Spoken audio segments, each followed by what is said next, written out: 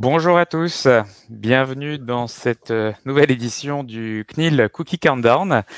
Donc on anime tous les vendredis jusqu'au tout début avril, à la date d'implémentation des dernières recommandations de la CNIL, donc officiellement le 31 mars prochain. On anime cet atelier tous les vendredis, donc à 10h30, et on a la chance d'avoir des partenaires avec nous tous les vendredis qui nous apportent également leur angle d'analyse, leur expertise et qui expliquent également comment on peut vous accompagner sur ces sujets complexes de mise en conformité. Aujourd'hui, on a la chance d'être accompagné d'Antonio et de Paul. Je les laisserai se présenter et ensuite je conclurai. Paul. Merci de m'avoir invité. Je suis ravi d'être avec vous ce matin. Moi, je travaille chez 55, qui est une data company. Et chez 55, je suis responsable de la partie CMP Privacy, à la fois sur la partie conseil et sur la partie implémentation. Merci Paul. Et Antonio? Merci. Voilà, moi, je suis Antonio, ravi d'être là aussi. Je suis Head of Product chez Didomi. Donc, c'est moi qui gère un peu l'innovation de Didomi et qui priorise nos développements. Je suis ravi d'être là. Bonjour à tous.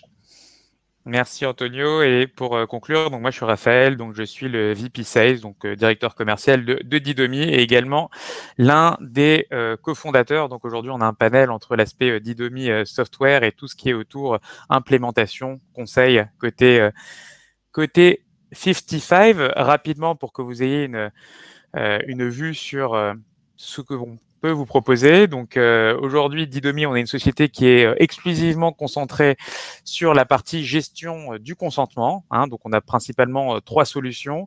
La partie Consent Management Platform que vous pouvez a priori connaître, que vous voyez sur pas mal de sites, notamment grand public. La bannière qui vous permet de dire j'accepte, je refuse, ou alors je vais paramétrer mes préférences utilisateurs. Donc ça, c'est le cœur du sujet sur l'enjeu et la deadline du 31 mars. Ensuite, on a l'outil Preference Center, puisqu'on parle beaucoup de cookies traceurs, mais il y a également beaucoup de consentement à obtenir sur vos autres outils, donc que ce soit du SMS, du push notif ou de l'emailing. Et en fait, on a cette capacité à vous permettre de proposer des portails à vos utilisateurs finaux pour qu'ils puissent exprimer toutes leurs préférences sur tous les canaux de communication, qu'ils soient digitaux, mais également offline, en magasin, en agence bancaire, etc. Et un set d'API et d'intégration qui fait qu'on a ce qu'on appelle également des connecteurs avec un certain nombre d'outils, que ce soit des Selligent, des Adobe Campaign ou autres, et la capacité de vous permettre de déployer des cases sur vos sites internet pour capturer le consentement. Donc, c'est-à-dire d'utiliser uniquement la capacité de Didomi à collecter des consentements et à la restituer dans vos systèmes d'information. Aujourd'hui, on équipe un peu plus de 160 000 sites et applications mobiles dans le monde. Et donc, on a cette capacité à accompagner tout type d'industrie. Historiquement, on travaillait plutôt avec, et on travaille encore beaucoup, avec des publishers, donc des éditeurs de contenu qui ont des enjeux réglementaires, également de transmettre le consentement pour monétiser. Donc, ça, c'est un peu l'historique. Et il y a également toute entreprise qui a besoin de s'équiper pour être compliant avec le RGPD, donc plein de verticaux différents, que ce soit des SMBs ou alors des entreprises du SBF 120. On a cette capacité à accompagner tout type de clients en France et également à l'international. Côté 55, Paul, je te laisse la parole pour présenter. Merci Raphaël. Pour vous parler de 55 très succinctement, on est une data company qui a été fondée à Paris il y a une dizaine d'années par des anciens de Google, notamment Matt Skerduner qui était le président de Google Europe du Sud. Alors on a des bureaux dans 8 métropoles à travers le monde, aux États-Unis, en France évidemment parce qu'on est une boîte française, mais aussi en Asie de plus en plus avec Hong Kong, Shenzhen, Shanghai, Taipei. On se développe beaucoup sur ce secteur-là. Et notre mission, c'est d'accompagner les grands groupes principalement internationaux qui souhaitent travailler avec un partenaire data sur l'essentiel de leur localisation. Alors, on a un portefeuille de sujets qui est assez large, puisqu'on va couvrir des enjeux de data marketing sur la stratégie, sur l'architecture data, sur le media consulting, mais aussi sur l'expérience client. Alors, si on se concentre un peu plus sur la privacy, parce que c'est le thème aujourd'hui, on accompagne nos clients privacy sur tous les aspects de ces sujets, depuis la réflexion stratégique jusqu'à l'implémentation de la CMP et son paramétrage et son suivi dans le temps. Et l'un de nos atouts, c'est celui-là, c'est de pouvoir gérer toute cette chaîne de valeur pour nos clients. Alors, il y a différentes missions qu'on réalise autour de ce thème CMP pour les clients. Ça peut être des missions de benchmark ou d'audit pour analyser le marché, analyser l'existant chez nos clients, vérifier si on peut améliorer l'existant. Ça peut être aussi des missions plutôt dédiées au build ou au run, avec des missions d'implémentation. Il faut savoir que nous, on est toujours fournisseur d'une solution technique de bandeau de consentement, donc qui est pas une CMP en tant que telle, mais ça nous permet d'avoir une très bonne maîtrise du déploiement et de la maintenabilité de ces systèmes de consentement dans le temps, qui devient de plus en plus prégnant chez nos clients. Et donc, pour réaliser ces opérations, on a une équipe dédiée qui est faite d'experts techniques qui interviennent en appui des consultants et qui sont spécialisés dans les sujets de collecte de données, que ce soit sur le web ou sur le mobile. Raphaël, je te rends la main. Merci Paul pour cette introduction. Donc effectivement, comme je disais, il y a vraiment la partie software par Didomi, mais également tous les enjeux d'implémentation. Donc, si vous n'avez pas les ressources internes sur la partie tag management, il y a beaucoup d'implications techniques, de suivi de la performance. Ces recommandations également du 31 mars, il y a pas mal d'outils sur lesquels la CNIL est très claire qu'on ne pourra plus utiliser sans consentement. Et donc là, sans ça, je pense qu'un acteur comme 55 peut tout à fait vous accompagner. Sur le format, donc on est à peu près à la moitié des sessions déjà réalisées quand on regarde tout le planning. On a commencé fin janvier. Il y a également quelques belles sessions à venir. La semaine prochaine, il y aura TNP qui sera également avec nous. Ensuite, on aura Kaora Partners, ensuite Equancy et ensuite D&D. Donc, ce qui est assez important, c'est la diversité des acteurs, des web agencies, des partenaires conseils data comme 55 aujourd'hui, des cabinets spécialisés uniquement dans la privacy.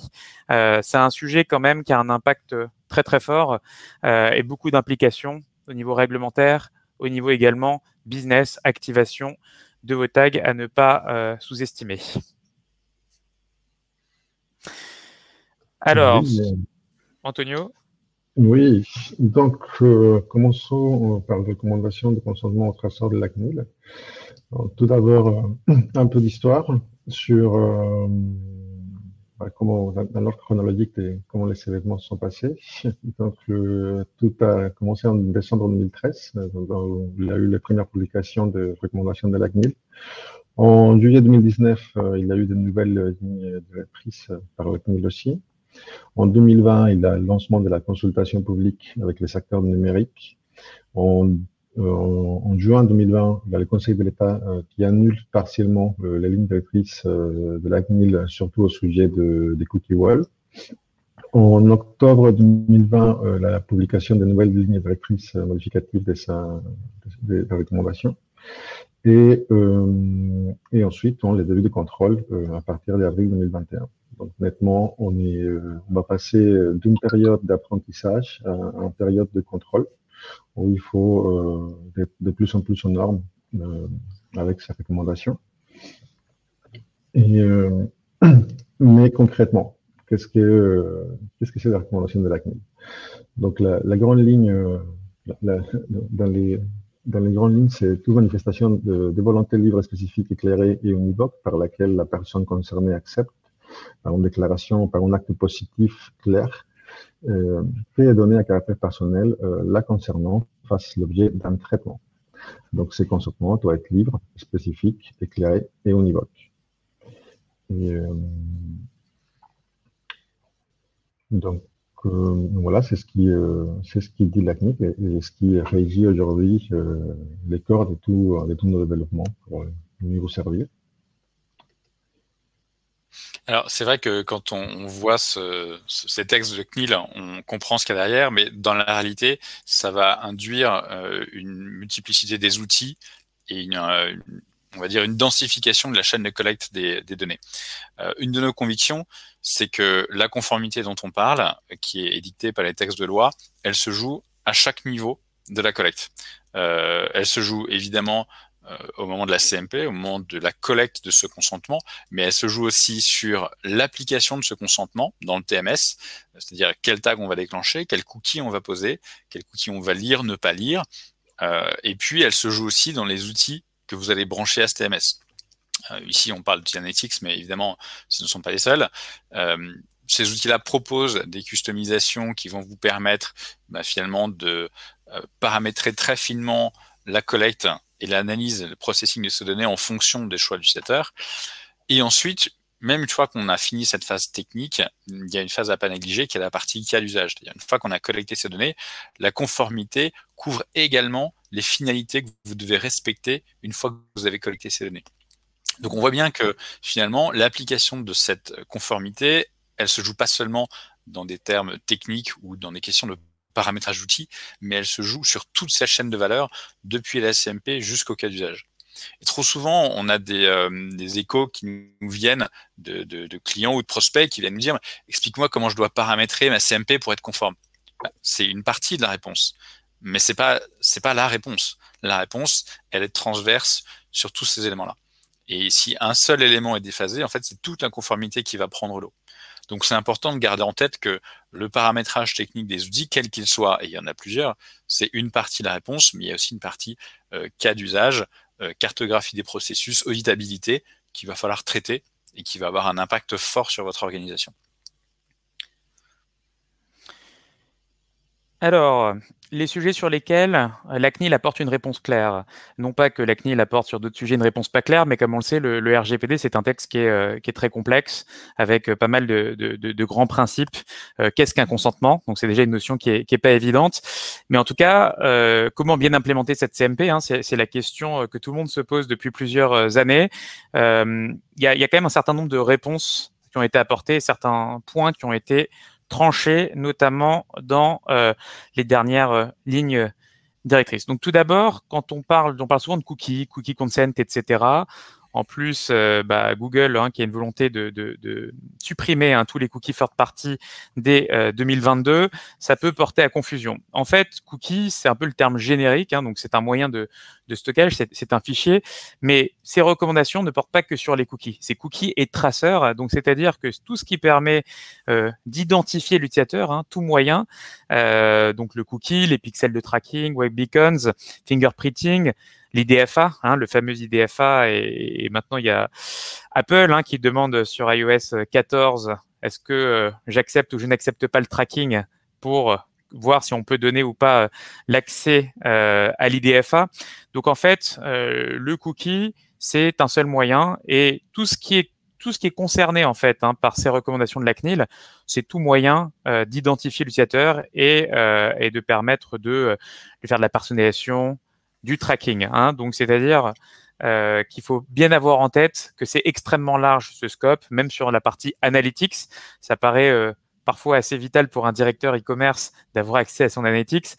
C'est très loin d'être toujours considéré comme des cookies essentiels ou nécessaires. Donc, il faut faire la distinction entre ce qui est vraiment nécessaire à l'utilisation d'un site Internet et tout ce qui relève plus du profiling, du tracking ou autre. Donc, un vrai choix de consentement, ça, c'est quand même le changement majeur, ou plutôt la clarification majeure qu'il y a eu en septembre 2020. On le sait depuis RGPD, c'est un texte qui a bientôt 5 ans, sur lequel le consentement, le choix doit être libre, éclairé, etc. Sauf qu'en fait, il y a beaucoup de dark patterns, comme le dit beaucoup d'associations de défenseurs des libertés des utilisateurs, beaucoup de dark patterns sur Internet qui sont faits pour influencer l'utilisateur à accepter. C'est pas étonnant. Tant qu'il y avait un flou, tout site Internet avait plutôt intérêt à pousser à l'acceptation pour avoir plus de taux de consentement et donc soit mieux monétiser, mieux traquer, etc. Sauf que là, c'est extrêmement clair. il faut qu'il soit aussi facile d'accepter et de refuser. Et le message un peu global, quand on se pose des questions, est-ce que ça c'est OK ou pas OK, c'est de se dire que on ne doit pas introduire de dark pattern, donc faire en sorte que l'utilisateur va avoir plus facilement tendance, pour des raisons du XUI, à accepter et être entre guillemets trompé. Et donc forcément, Paul en parlait aussi, mais il y a des implications très fortes parce que quand on a accepté et refusé au même niveau, on peut avoir des impacts sur ce taux de consentement et donc sur toute une chaîne de valeur et sur toute sa stack technique. Donc ça peut aller extrêmement loin et c'est souvent très sous-estimé de la part des entreprises, parce que quand on investit beaucoup en médias et qu'on peut pas traquer ses retours sur investissement, ça a un impact aussi. Il n'y a pas que du réglementaire, il y a aussi de l'économique derrière. Donc voilà, quelques exemples de vrais choix de consentement, donc c'est-à-dire avoir le bouton accepter tout refuser dès le premier niveau. Donc ça, c'est quelque chose qui est extrêmement important. Et on voit également au centre, tout ça ne sont que des mock-ups. En bas à gauche, le bouton continuer sans accepter, en fait, qui veut dire quoi? Qui veut dire tout simplement que je continue mais que je n'ai pas accepté. Donc là, les tags ne sont pas censés s'activer. Donc concrètement, je continue, j'ai accès à l'expérience, mais on va pas pouvoir utiliser mes données personnelles. Donc soit le site aura l'occasion de ressolliciter l'utilisateur, puisqu'à un moment il a envie de lui reproposer d'accepter, soit toute cette partie de navigation sera faite sans tracking. Et ça, c'est un mock-up qu'on voit, celui du milieu, dans les recommandations de septembre 2020, dans lesquelles on a soit accepté et refusé, soit on a la possibilité, c'est en haut à droite dans leur mock-up, de continuer sans accepter. Et en fait, tout type d'appareil aussi, puisque souvent on a en tête le web, ou en tout cas l'application mobile, mais il y a également toute la partie TV connectée, objets connectés, sur lesquels il y a des systèmes de tracking, donc c'est pas du tout nécessairement des cookies, mais en tout cas, les entreprises doivent se mettre en conformité. Je t'arrête, j'ai l'impression qu'on ne voit pas la présentation, les participants ne voient pas la présentation. On ne voit pas la presse, pas de président. Vous ne la voyez pas depuis le début ou c'est... depuis le début, d'accord. Jamais vu. Un petit problème technique alors.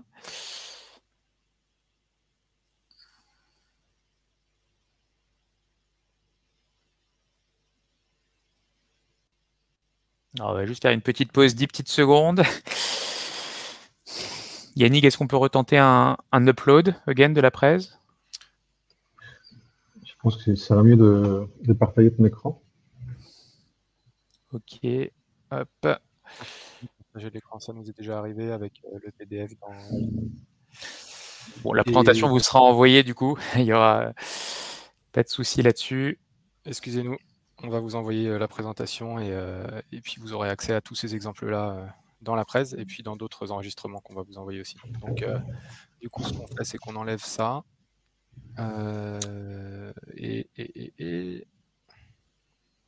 Tu veux partager ton écran, Raphaël? Ouais, je vais partager mon écran.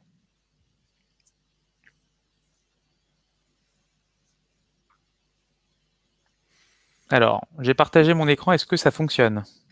Est-ce que quelques participants, au moins un, peut confirmer que vous voyez bien une télé? Oui, d'accord. Bon, ça suffit. Normalement, s'il y en a un qui voit, tout le monde voit. Merci à tous pour ça. Nickel. Peut-être tu peux remontrer quelques slides précédentes. Oui, on va rapidement du coup je repars. Remonter. Excusez-nous. Oui, donc assez rapidement, mais vous l'aurez. Bon, présentation, remonter les 3 modules. Ensuite, les références avec lesquelles on travaille. 55 qui présentait les références, leur cœur de métier. Ensuite, vous aurez l'agenda, on vous l'enverra, dans lequel vous pouvez voir qu'on est à peu près à la moitié des sessions qui ont été effectuées et les prochaines à venir. Les recommandations de la CNIL où Antonio présentait le rétro-planning et tout ce qui a été publié. Ce que doit respecter le consentement.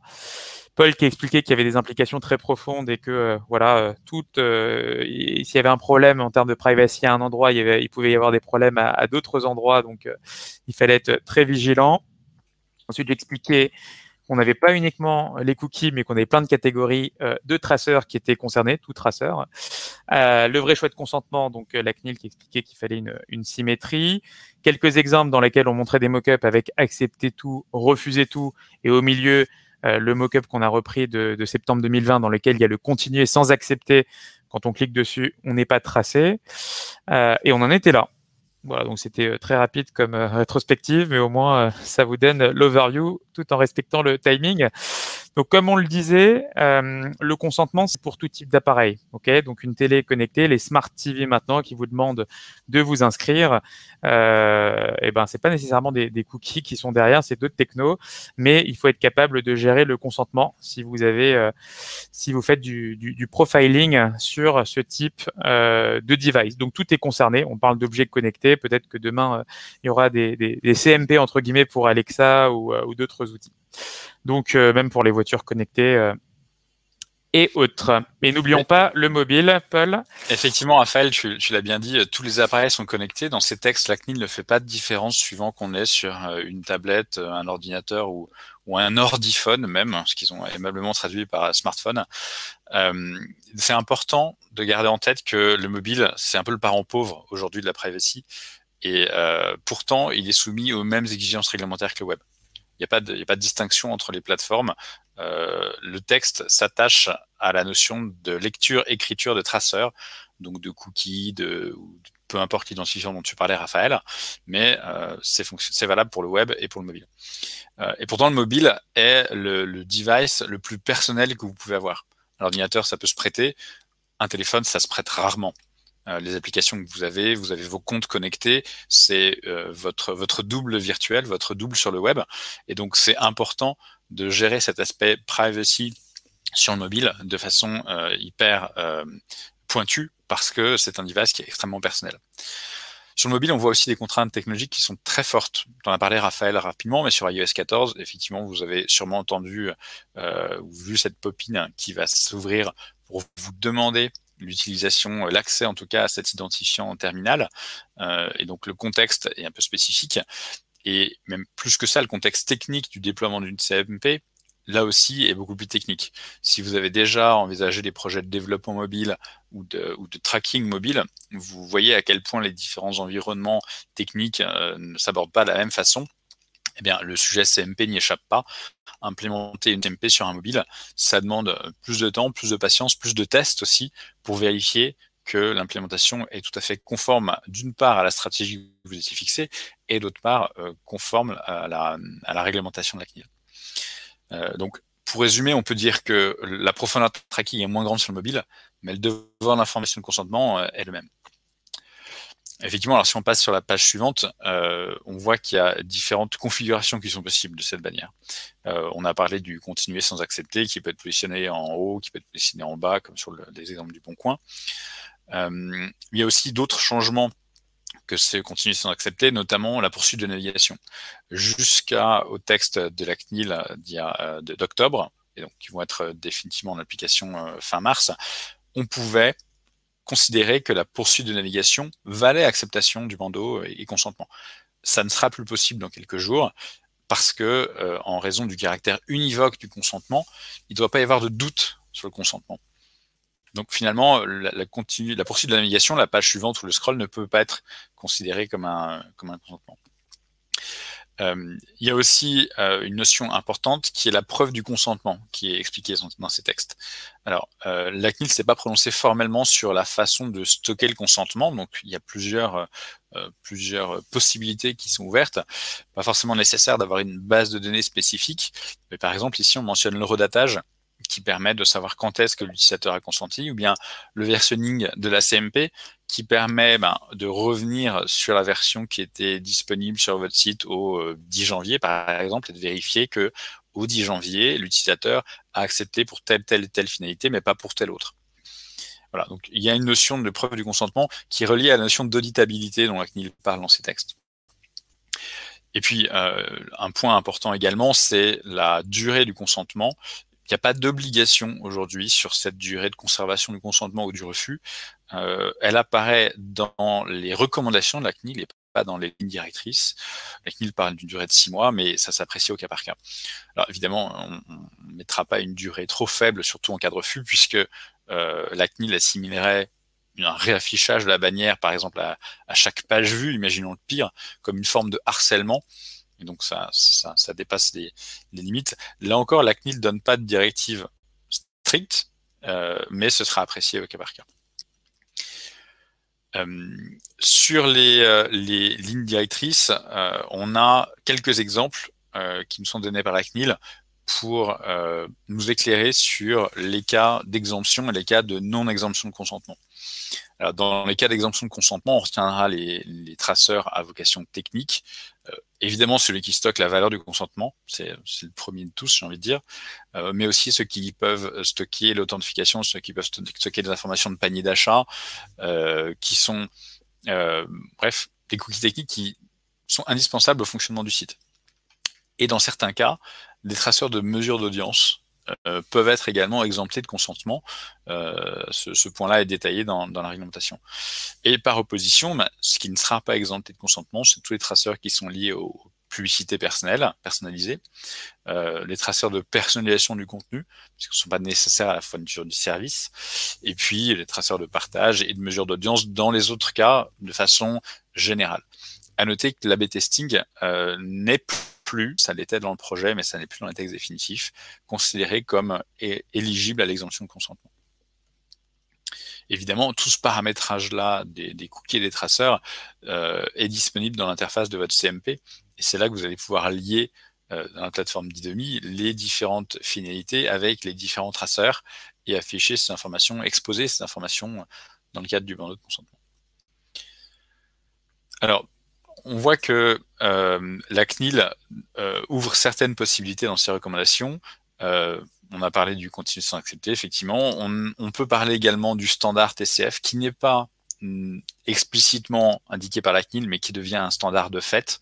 Vous avez dû en entendre parler, et Didomi est branché à ce framework TCF V2, qui vous permet de transmettre le consentement, le choix de l'utilisateur, aux différentes plateformes, aux différents tags, pour qu'eux-mêmes puissent savoir quoi faire des données qui sont collectées. C'est un point extrêmement fort qui est demandé par un certain nombre d'acteurs. Ce framework a été mis en place par l'IAB Europe, mais devient un standard de fait. Et puis, un autre point qui reste à préciser par la CNIL, c'est la mutualisation du consentement. On sait à travers les prises de position de la CNIL qu'on peut mutualiser le consentement à travers différents sites web d'un même client, à partir du moment où ce consentement est explicite. On reste dans les 4 critères qui ont été définis au début du slide, mais si votre bandeau précise que votre consentement ou votre refus est valable pour tel et tel site, vous pouvez très bien avoir un consentement qui soit transverse à vos sites. En revanche, il n'y a pas eu de position claire de la CNIL sur la mutualisation entre les navigateurs ou entre les appareils, et là-dessus, on va dire que dans les semaines qui viennent, on devrait avoir un peu plus d'informations. Je voulais juste rajouter, Paul, que depuis quelques semaines, les 2 formats de bannière dont on a parlé, les continuations acceptées et l'ajout des boutons refusés, sont déjà disponibles sur la plateforme Didomi. Tu as raison de le préciser, Antonio, c'est un point important.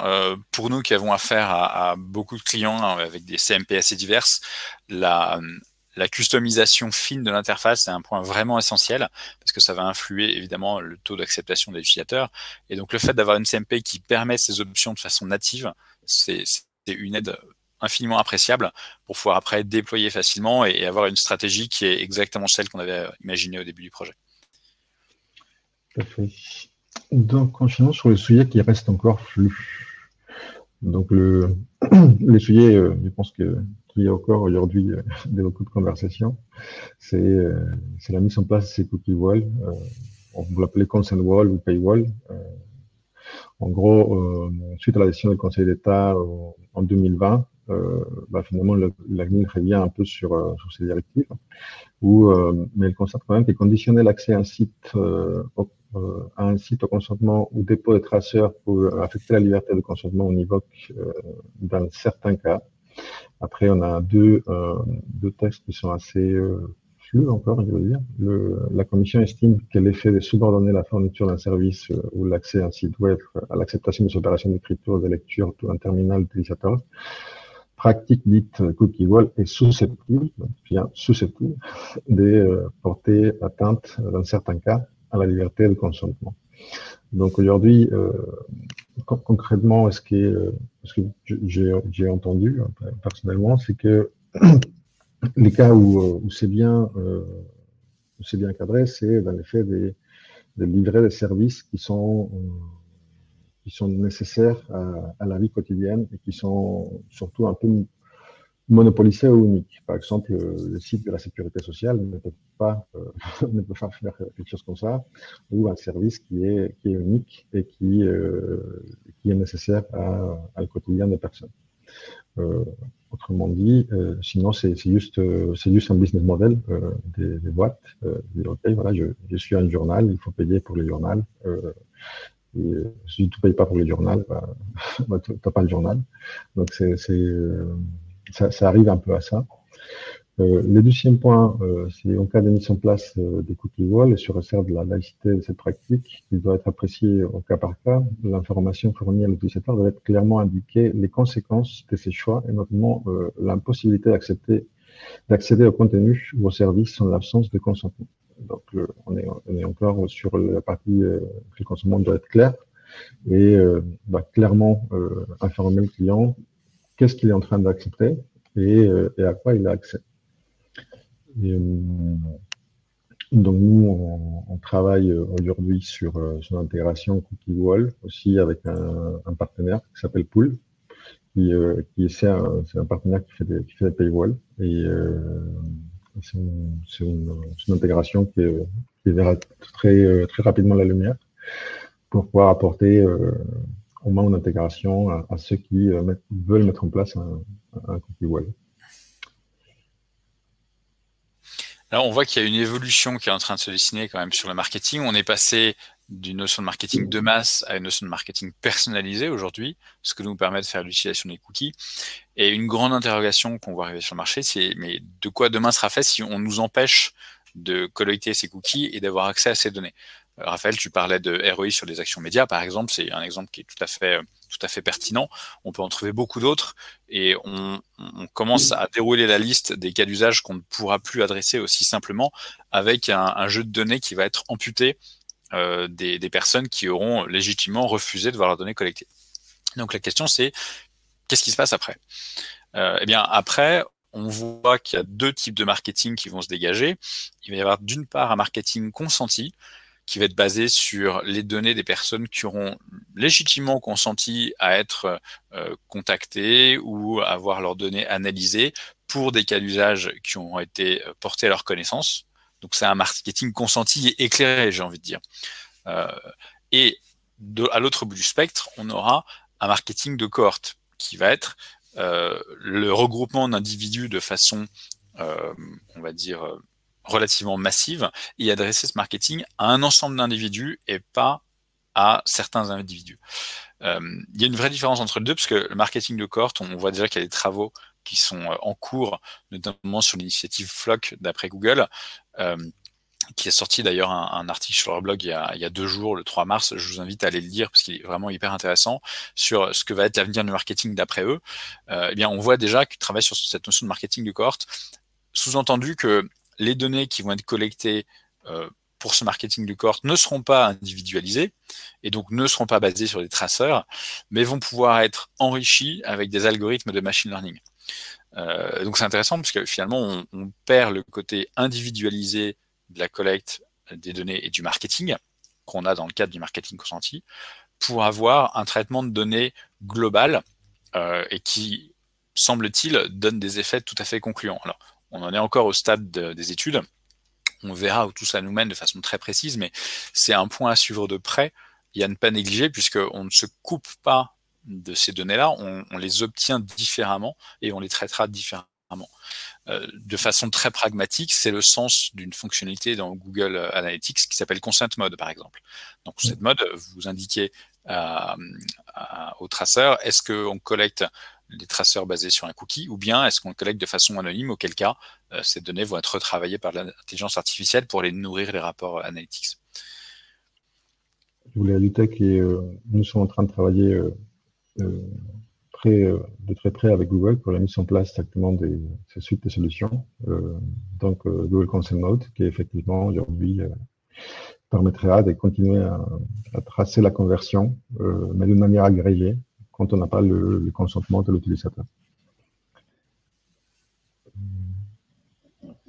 Donc, j'arrive aux 3 conseils pour anticiper l'arrivée de ces recommandations. Je voulais vous donner quelques éléments sur un peu de research qu'on a fait de notre côté. Surtout, on a approché le problème sur, en gros, tout autour de l'arrivée de ces boutons refusés, qui devient obligatoire. Donc, beaucoup d'entre vous sont inquiets par rapport à l'arrivée de ces boutons. Donc, pourquoi? Parce que bon, ça envisage naturellement une chute dans les taux de consentement. On a essayé de mesurer, de comprendre quels étaient les impacts et qu'est-ce qui drivait la conversion dans cette configuration. Donc, je vais parler des trois petits points. Un qui est le titre explicatif, un deuxième qui est le format de l'intégration et un troisième, l'impact sur le look and feel des boutons. Donc, si on enchaîne sur le premier, merci Raph. Et ce qui me semble le plus important de tout, c'est le titre explicatif, parce que on voit vraiment des écarts de conversion qui sont assez incroyables quand il en a un titre et quand il en a pas. Quel est l'avantage? L'avantage, c'est que dans l'écran qu'on voit, la partie que personne ne lit, c'est le petit texte, non? C'est le gros bloc qui est obligatoire. Là, on peut rien faire. C'est un bloc qui est obligatoire. Il faut que je sois là. Mais c'est un bloc qui est lourd. Et la partie qu'on lit, c'est vraiment la première. Donc, quand on spécifie de quoi s'agit-il, c'est plus facile d'accepter ou de refuser aussi. Mais au moins, je sais de quoi s'agit-il. Donc, quand je les rends un peu sexy, qui dit Your privacy is our priority, bien sûr, il y a une influence sur de quoi ça parle et qui n'est pas fausse. Le texte parle de la privacité, c'est bien pour ça que la CMP est là. Et le texte peut varier aussi on aime bien les cookies, il y a pas mal de variations. En tout cas, ce que nous on observe, c'est qu'à chaque fois qu'il y a ce texte-là, les taux de consentement sont bien plus importants. Et je parle de vraiment presque le double des consentements. Le deuxième, c'est le format d'intégration. C'est un peu moins fort, mais quand même. Et j'ai fait donc dans un format interstitiel où on bloque l'accès au site. On ne voit pas des taux de revente qui remontent, mais par contre, on voit des taux de consentement qui sont beaucoup plus élevés. Et pourquoi? Parce que je veux accéder à l'information et on me demande de faire un choix, donc j'ai fait mon choix. Naturellement, il y a plus une tendance à dire oui pour accéder qu'à dire non. Alors que quand j'arrive sur une bannière, et j'exclus de là tous les cas de scroll et la bannière automatiquement me dit oui, parce que c'est un cas à part, ou pardon, je donne mon consentement en scrollant. On a exclu tous ces cas. Et on est vraiment sur le cas pur de la bannière, où on accède à l'information et la bannière reste là. Finalement, l'utilisateur n'a pas besoin d'accepter ou refuser pour accéder à l'information parce que l'information est là, on peut la scroller, elle est juste un peu bloquée en bas. Donc, il a un taux de consentement qui est l'expérience est plus négative. Donc, on va avoir plus tendance à dire comment je ferme ces plugins qui m'embêtent de lire. Alors que la première ne m'empêche pas de lire, il m'empêche de lire, mais ça ne m'est pas. C'est un peu comme ça qu'on l'explique. C'est intéressant, Antonio, sur ces slides, parce qu'au début, quand on avait simplement l'obligation d'avoir un bandeau d'informations, effectivement, c'était un bandeau qu'on voyait beaucoup sur les sites. Et il y a eu une espèce de basculement du marché à partir du moment où l'acceptation était obligatoire. Et on est passé d'un format bandeau le moins visible possible et le moins pénalisant pour la navigation à quelque chose de contraire très visible dans lequel on demande absolument l'interaction de l'utilisateur. Donc il y a eu une espèce de bascule de ce qu'on a vu sur les sites et on voit de plus en plus de formats Puppin comme celui de gauche. Et paradoxalement, ça donne plus des taux de consentement positifs. Et on peut dire que c'est plus intrusif, mais ça l'est un peu moins, parce que c'est pas au même temps que je suis en train de lire l'information, mais essayer de m'en débarrasser des bandeaux. C'est une étape. Et le troisième point, c'est le look and feel des boutons. Bien sûr, il y a, en fonction des différences ACNIL européennes, ça va être un peu plus borderline ou pas, on va dire, mais il faut que les boutons soient là, que les boutons soient au même niveau, que ça soit aussi facile d'accès. Nous, ce qu'on observe, c'est que dans les cas à gauche, quand on fait une différenciation de la couleur des boutons, peu importe laquelle c'est, ça peut être le bouton refusé qui est plus mis en valeur avec une couleur plus flashy.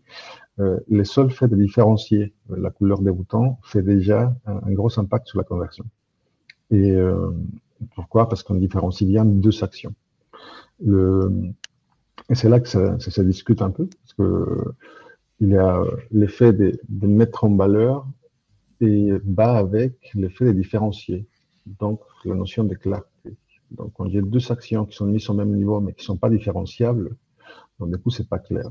Mais du moment que deux boutons sont différenciables, ça s'interprète. Hein. Je trouve que c'est plus clair pour un user.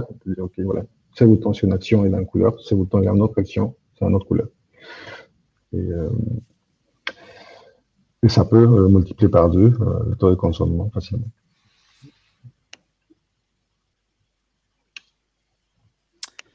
Alors, je vais juste mettre mute. Merci Paul et Antonio. Donc, juste pour terminer, comment nos deux sociétés peuvent vous aider? Nous, on peut vous aider sur toutes les recommandations du 31 mars qui arrivent prochainement. Comme le disait Antonio, le bouton refuser, continuer sans accepter, tout est déjà disponible. Paramétrer la collecte et la fréquence. Il y a pas mal de scénarisation à faire avec ces nouvelles recommandations, l'intégration avec un paywall, avec Pool, qui va arriver très prochainement. Donc, la possibilité également d'activer des triggers en fonction du comportement si la personne refuse et de pouvoir ensuite lui proposer le paywall. Et des intégrations également. Paul le soulignait, la partie A/B testing, par exemple, c'est une catégorie d'acteurs qui est soumise à consentement et c'est assez clair. Et on a fait des intégrations le plus poussées possible avec des acteurs comme Chameleon, A/B testing et Google Consent Mode qui arrive également très prochainement. Paul? Du côté de 55, notre rôle, c'est de vous accompagner sur ces sujets-là de bout en bout. Ça commence en général par un sujet de formation des équipes juridiques sur ces principes de marketing digital qui leur sont assez étrangères. On n'est pas du même monde, on parle pas le même langage, on n'a pas les mêmes habitudes, on n'a même pas le même tempo en général. Et donc, il est très souvent nécessaire dans les organisations de faire de l'évangélisation en interne auprès des entités juridiques pour les amener jusqu'à ces sujets marketing digitaux. Évidemment, on vous accompagne également sur les stratégies de déploiement de la CMP, que ce soit dans la définition de cette stratégie, jusqu'à la mise en place de la CMP, la discussion avec les intégrateurs, la rédaction de specs techniques et puis le paramétrage. Ça passe également par l'optimisation du consentement, puisque Antonio nous a présenté des formules qui marchent bien, mais ça va dépendre de votre secteur d'activité, ça va dépendre de votre site, de votre cible, bref, beaucoup de paramètres. Et donc, là encore, comme sur tous vos assets digitaux, c'est important de faire des A/B tests pour vérifier quel est le meilleur paramétrage, celui qui vous convient. Et puis, de façon un peu plus large, si on prend un pas de recul, on l'a vu avec la vision prospective tout à l'heure du marketing qui va se dédoubler, tous ces sujets privacy ont un impact très fort sur votre stratégie data de façon globale. Et donc, notre rôle, c'est aussi de vous accompagner en vous aidant dans l'analyse de cet impact et dans, finalement, qu'est-ce qui va se passer dans le monde d'après. Parce que le marketing n'est pas mort, c'est juste une autre forme de marketing qui va se développer. Merci, Paul. Hop. Et enfin, pour conclure, donc là, on remet le planning. Donc, du coup, vous avez dû voir de façon assez brève. Il y a encore quelques sessions à venir pour ceux qui veulent avec des partenaires différents. On vous propose tout de suite de passer aux questions. Il nous reste 15 minutes, donc n'hésitez pas à poser vos questions dans la rubrique question qui est faite pour ça et on va y tâcher d'y répondre au mieux. Il y a une première question qui a été posée par David Tessier. Si un visiteur vient sur un site web et accepte via la CMP, il revient après, la CMP lui aurait proposé, mais cette fois, il refuse tout. Avant de rentrer dans la deuxième partie de la question, normalement, la CMP ne devrait pas s'afficher à chaque session. Elle va respecter la validité des consentements qui était de 12 mois en France, et qui ça raccourcit à 6 mois. En tout cas, nous, dans notre recommandation de la CNIL, dans notre développement de recommandation, on nous fournit un paramétrage par géolocalisation pour réafficher la CMP. Et dans la deuxième partie de la question, est-ce que les vendors ayant déjà déposé des cookies doivent supprimer les créateurs existants? Je suis pas super clair sur la réponse. Alors, il n'y a pas d'obligation de suppression des données. En revanche, vous avez dans la règle du RGPD, donc là on change un peu de cadre, mais ces données y répondent quand même. Vous avez l'obligation en tant qu'utilisateur du service de pouvoir accéder à la personne qui stocke ces données et demander un droit de modification ou de suppression des données. Donc ces données doivent pouvoir être supprimées à la demande de l'utilisateur final, enfin, la demande de l'éditeur du site. Donc oui, il y a un droit de suppression, pas systématiquement si la CMP change son ordre, en tout cas change de consentement. À savoir que le consentement est transmis de la CMP jusqu'aux différents vendors, en général via le framework IAB dont on a parlé tout à l'heure. Je prends une deuxième question. Les sites étrangers sont-ils soumis à la CNIL? Les textes de la CNIL s'appliquent aux personnes qui résident en France. Et donc, même des sites étrangers qui sont consultables depuis la France sont censés répondre à cette réglementation. Ouais. Et point aussi important pour les entreprises qui sont headquartered en France, vous devez monter la bannière à tout le monde, hein, parce qu'à la différence de sites étrangers qui ont du trafic français, par exemple, ou européen, et qui ne doivent la montrer qu'aux Européens, plus aux lois locales. Alors, peut-on mettre le consentement dans un contrat externe? Je vends un service en ligne. Dans les conditions générales, la personne donne son consentement.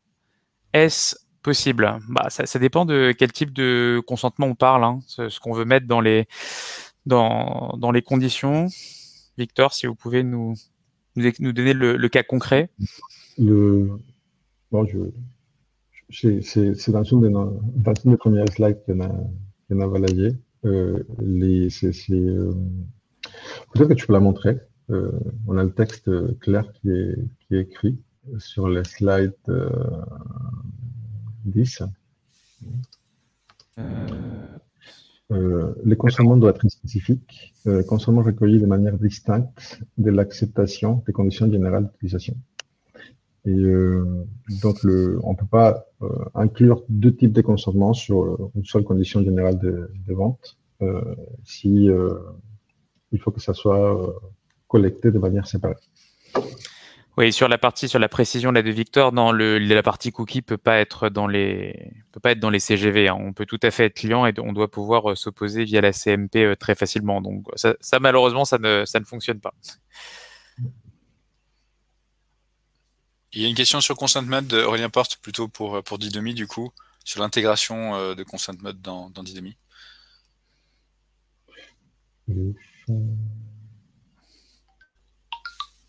Antonio, est-ce qu'on a une date de lancement sur l'intégration? Oui, là-bas. On travaille dessus en ce moment. C'est notre prochain développement. Normalement, ça devrait être disponible le mois prochain. À peu près. S'il y a de bonnes nouvelles, ça sera très vite.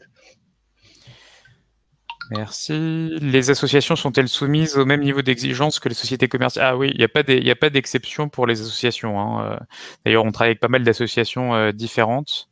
Sur la collecte du consentement, c'est pas plus léger parce qu'on est une association qu'une entreprise. Ouais. Tout à fait. Ce qui va conditionner en fait le niveau, l'importance, c'est les cas d'usage que vous adressez avec votre donnée. Par exemple, si vous collectez des données analytics sous certaines conditions sans activation média, vous n'êtes pas obligé de demander le consentement utilisateur. Vous avez simplement un devoir d'information. et pas forcément à travers une bannière, mais juste à travers des conditions générales d'utilisation du site web. Mais ça n'est pas lié au statut de votre entité, de votre organisation, c'est lié à ce que vous allez faire de ces données, à la façon dont vous les collectez. Oui.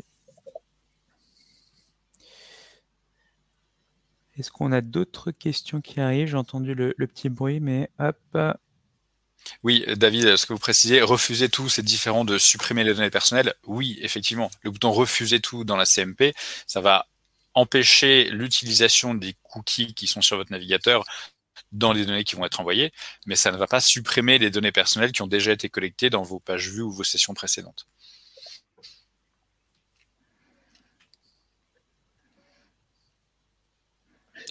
Je vous invite à la CNIL dans son site l'atelier RGPD.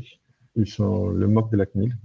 C'est assez bien fait, c'est gratuit et c'est une bonne manière de rapidement, en quelques heures, d'avoir une vision très claire de ce qui est l'RGPD, les recommandations et vos obligations et droits. Je vais vous poster les liens sur le chat. Alors, question de Victor, comment traiter les différences de traitement des cookies entre les différentes CNIL en Europe? Alors, pour faire une réponse un petit peu générique, la CNIL quand même, hein, c'est une des autorités les plus dures, hein, j'ai envie de dire. Donc, est-ce que vous avez une idée de pays? Il y avait certains pays qui avaient déjà, hein, par exemple, la durée de conservation du consentement à 6 mois. Je crois que c'est en Europe de l'Est, en Pologne, si je dis pas de bêtises. Donc, il y avait déjà des petites différences. Après, sur toute la partie cookies et traceurs, être compliant, j'ai envie de dire, avec la partie CNIL, ça vous couvre assez largement. Par contre, si vous voulez différencier avec l'AEPD en Espagne ou une autre autorité, vous pouvez tout à fait déployer différentes CMP, hein, sur vos différents domaines. Ça reste tout à fait une option. On le voit, hein, il y a des réglementations même qui sont proches. On a des clients à l'international avec les lois brésiliennes ou CCPA, parfois qui nous disent « ouais, mais le RGPD, c'est certes plus strict ». On peut tout à fait déployer, par exemple, avec nous, une bannière CCPA en Californie, une autre bannière dans d'autres pays. Donc en fait, la solution, c'est de créer des bannières différentes. Et ce qu'on voit souvent, enfin, chez 55, donc pour nos clients qui ont une empreinte globale, on va dire, c'est qu'ils vont définir 3 ou 4 groupes de pays suivant leur niveau, on va dire, d'exigence légale. Et en fonction de ces groupes de pays, ils vont définir 3 ou 4 types de bannières différentes et ils vont l'appliquer à l'ensemble des pays. Donc, ils vont pas forcément descendre à chaque niveau de chaque pays, mais ils vont les regrouper et pour chaque groupe, prendre la législation la plus restrictive. Oui, tout à fait.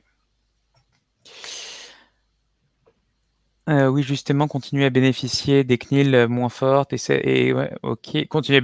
Oui, ça ça dépend. Je sais pas les pays qui sont concernés, mais si. Alors attention, faut pas, par exemple, Paul l'expliquait, hein, le scroll, ça se termine. Il y a certains pays sur lesquels les autorités de protection des données sont pas positionnées. Il y a quand même une uniformisation qui est en train de se créer, hein, avec ePrivacy où il commence à y avoir également un consensus qui a l'air d'être trouvé. Donc on peut encore j'ai envie de dire, s'amuser à utiliser encore les flous ou les non-dits de certaines autorités de protection des données, mais les standards sont quand même en train, en tout cas en Europe, hein, c'est en train de converger assez largement. Par exemple, l'autorité de protection des données espagnole, nos voisins, était quand même très ouverte jusqu'à peu, et on le voit, en fait, elle est en train de durcir également.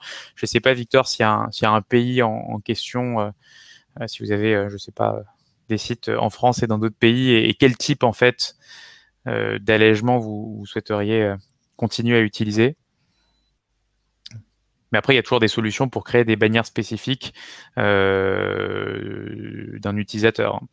Nous, par exemple, l'IP, on ne le stocke pas, mais on est capable d'y accéder. Après, on ne stocke pas, c'est une donnée personnelle, juste pour la localisation, comme on peut le faire, par exemple, sur la Californie, pour voir si c'est plutôt une bannière CCPA qu'il faut CPRA à positionner plutôt qu'une bannière RGPD. Donc oui, il existe encore des solutions, mais le message, c'est quand même que ça va pas être très très durable, les solutions tampons. En tout cas, en mars 2021, il y a ePrivacy qui arrive quand même à toute vitesse.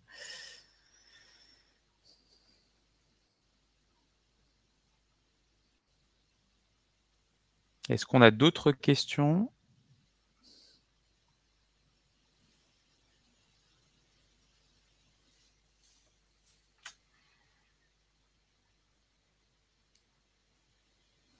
Alors, merci pour ceux qui ont mis le lien dans le chat. Effectivement, le MOOC dont parlait Antonio, qui est effectivement très bien fait, gratuit, accessible, avec formation et questions à la fin de chaque module. Hein. Donc, on encourage tout le monde à le faire. D'autant plus que ce qu'on a vu, enfin, je reviens là-dessus, mais ce qu'on a vu avec les nouveaux textes qui sont sortis en octobre, c'est que ces exigences se rapprochent beaucoup du RGPD. C'était pas le cas avant, mais aujourd'hui, on voit un lien très très fort entre les deux et des rappels très explicites, notamment à travers les 4 caractères du consentement qu'on a balayé tout à l'heure. Donc cette formation RGPD est, pour ma part, je trouve quasiment indispensable pour bien comprendre la réglementation dont on parle aujourd'hui.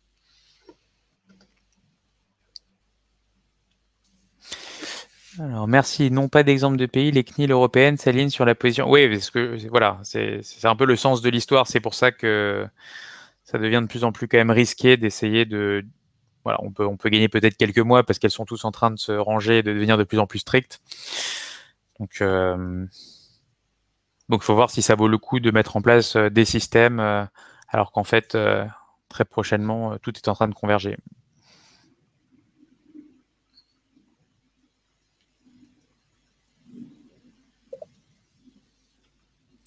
Bonne question. Quels sont les impacts financiers? Paul, peut-être, sur cette question, si tu veux. Alors, il y a des impacts financiers. Oui, c'est vrai que j'avais vu amende. Ouais, j'avais pas compris comme ça. J'avais compris plus les impacts financiers sur la performance, la programmatique, etc. Il y a l'amende. Peut-être sur la première partie, Paul, si tu veux répondre sur moins de consentement, qu'est-ce que ça peut impliquer? Oui, alors les impacts financiers, déjà, il y a un impact financier immédiat auquel on peut penser, c'est qu'il va falloir passer du temps sur ces sujets de CMP en interne dans votre organisation. Donc, c'est un budget aussi à y consacrer. Il va y avoir un impact financier, effectivement, sur les données qu'on collecte à partir du moment où certaines entreprises ont un business model qui est totalement ou partiellement basé sur les données. Mais effectivement, le fait d'avoir des données moins pertinentes, ça va avoir un impact financier, mais ça va être à apprécier au cas par cas. On parle notamment du ROI immédiat. Tout à l'heure, Raphaël, c'était un bon exemple. Quel va être finalement l'impact? Ça se mesure, et c'est aussi le sens des missions qu'on propose quand je vous parlais des analyses d'impact, de ce nouvel écosystème marketing digital qui se présente à nous. On aborde ce point-là. Et puis, il y a un impact financier au niveau des amendes, vous avez raison de le souligner, qui vont de mémoire jusqu'à 4% du chiffre d'affaires mondial de l'entreprise. Donc, c'est loin d'être négligeable. Vous avez vu, Raphaël ou Antonio, vous les avez peut-être en tête, mais c'est 4% ou 20 millions en fait, et c'est le plus gros chiffre des deux qui est pris en compte. Et les amendes, effectivement, alors ça c'est les amendes au titre du RGPD, hein, c'est vraiment on va dire le maximum qui pourrait tomber, mais il y a quand même pas mal d'amendes au dernier trimestre qui sont tombées. Hein, Google, Amazon, donc des très grosses amendes. Carrefour qui s'est pris, il y avait la partie cookie qui était dans les points sur lesquels ils se sont fait retoquer à hauteur de 3 millions d'euros si on prend Carrefour plus Carrefour Banque. Et la CNIL a quand même publié hier ou avant-hier le fait que dans ces 3 axes de contrôle, il y a les cookies. Donc il y a aussi les données sensibles, la cybersécurité et cookies et traceurs. Et je pense qu'il y a eu, la CNIL a quand même beaucoup attendu avant d'éliminer le scroll, de publier tout ça. Donc, faut pas prendre non plus ce sujet à la légère en se disant il y a aucun risque, il y a peu d'amendes. Non, les amendes, on les voit, il y a des contrôles également.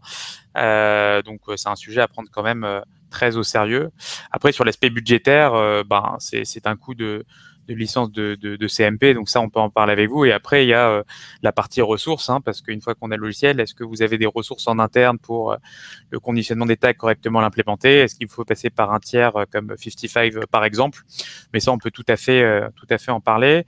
Pour les PME, quel est le risque? Il y a un risque qui est réel, c'est-à-dire qu'il y a beaucoup d'entreprises sur la partie même consentement. Il y a Nestor qui est une start-up parisienne, donc pas une très grosse entreprise, qui s'est pris 20 000 euros d'amende. La décision a été publiée début janvier. Il y a même des entreprises de 9 personnes qui ont été sur des points RGPD qui ont déjà été retoqués. Non, la volonté de la CNIL, il y a même plusieurs autres startups qui faisaient du drive to store, donc personne n'est épargné. On parlait tout à l'heure, il y avait la question des associations. La CNIL ne fait pas de distinction entre les deux. Peut-être que le niveau d'amende sera plus faible, mais proportionnellement, ça peut être quand même assez important. L'idée, c'est pas de faire peur, c'est juste qu'on voit plein de sanctions, de mise en demeure publique qui sont sur plein de tailles d'entreprise. Et il y a l'enjeu réputationnel aussi qui est assez fort, faut pas l'oublier.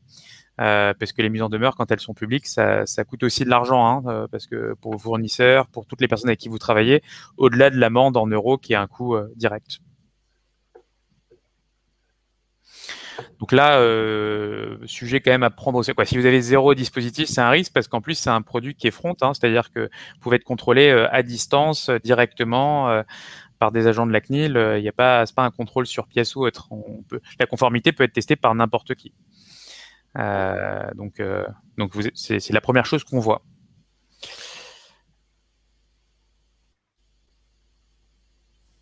Mais bon, l'idée, c'est pas d'affoler, il faut juste faire les choses correctement et il n'y a pas de raison que ça se passe à l'ensuite. Allez, il est 30. Dernière question, non? Sinon, on va arrêter pour aujourd'hui. On va vous envoyer le replay, la présentation. Merci à tous pour votre attention.